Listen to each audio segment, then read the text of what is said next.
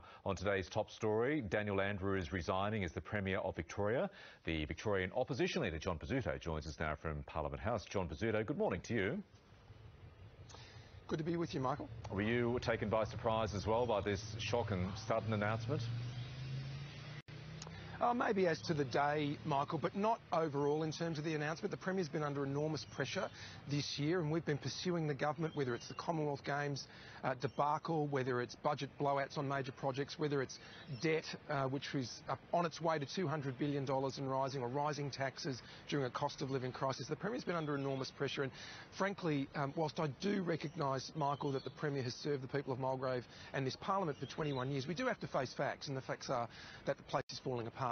And there are a lot of challenges that the Victorian government faces, and a lot of things Victorians are paying for because of that waste and incompetence. So we were expecting something. As to the day, no one could have predicted that. But there's a lot of work to do for the new leader, whoever it is, and frankly, I'm not sure that much will change. It'll still be the same Labor Party running the government. Can you understand Daniel Andrews' reasoning?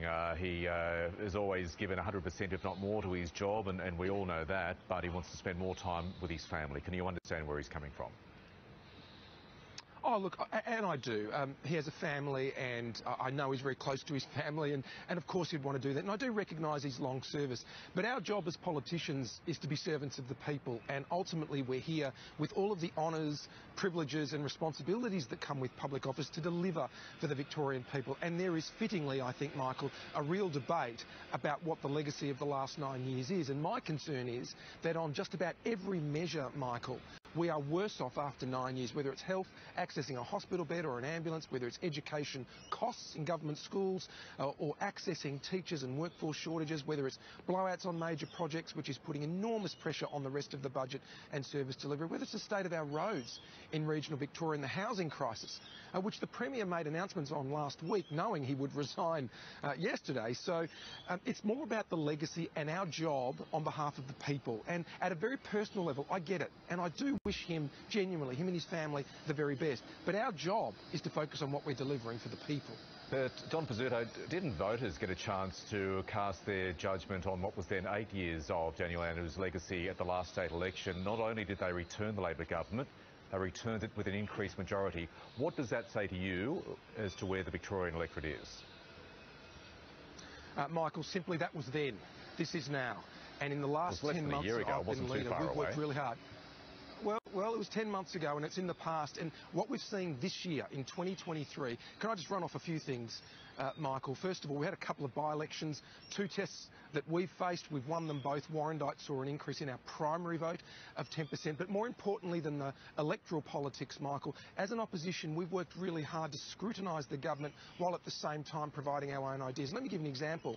For the first time that anyone can remember, we were successful in bringing all of the non-government parties together in the upper house to establish a select committee into the Commonwealth Games debacle.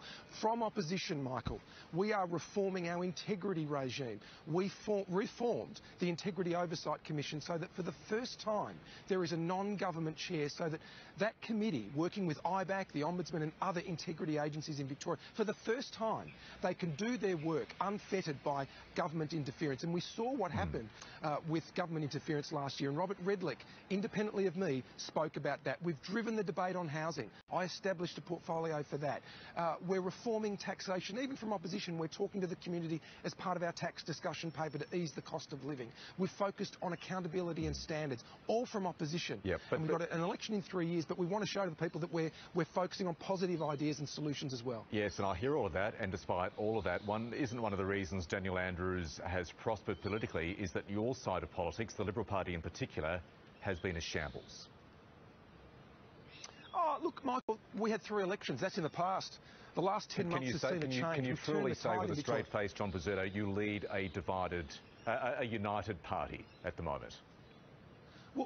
Well, Michael, what I would say is I lead a party where we have a diversity of views, just like the Labor Party, just like the Greens, just like every other party. They're just natural incidents of being in politics. What I would say to you, Michael, is we've had 2 actual tests. These aren't predictive polls, forecasts or anyone's guesses. We've had actual results with Warrandyte in the last month showing us that when we work hard and we focus, we see a 10% swing to us on primary. Forget the 2-party preferred for now.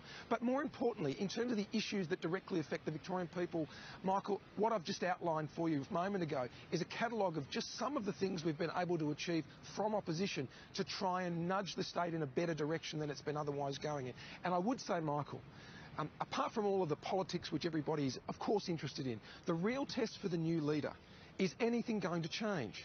So will Jacinta Allen or Ben Carroll, will they be upfront with the Victorian people, open up the books on major projects? Will they actually demonstrate a genuine commitment to reforming our integrity system so we can put an end to the corruption we have been seeing under this government over the last 9 years? Are they going to change the direction of centralisation of power that everybody, just about everybody agrees, has occurred under Daniel Andrews? In fact, I would contend, Michael, that one of the reasons we have such shambolic outcomes in terms of major projects that are blowing out by more than $30 billion, according to the Auditor General, why COVID lockdowns were longer than they needed to be, why we're seeing corruption in report after report. I'll tell you why that's happening, because ultimately it comes down to the centralisation of power and the weakening of our accountability regime, whether it's the Parliament, whether it's integrity agency, or whether it's allowing other voices to be heard. And I think the real test for the new Labor leader, whoever it is, if anything is to change, will they reverse that trend of centralisation? A new contest is about to be ushered in now. Daniel Andrews famously, repeatedly gave assurances that he would be there at the next election. He said he simply changed his mind. I'll ask you the same thing, John Pesutto. Can you guarantee you'll be Liberal Party leader at the next state election? Well, good question, Michael. I guess the issue is every day in political leadership, you have to bring your A game, and I try to do that every day. Whenever you want me, Michael, I front up, I answer your questions. And you do. I'll continue to fight every day. You haven't answered my every question. Every day I'll do it. You haven't answered my question. Yeah, because Michael, look, it's a question you can only answer every day you come to work and you work as hard as you can.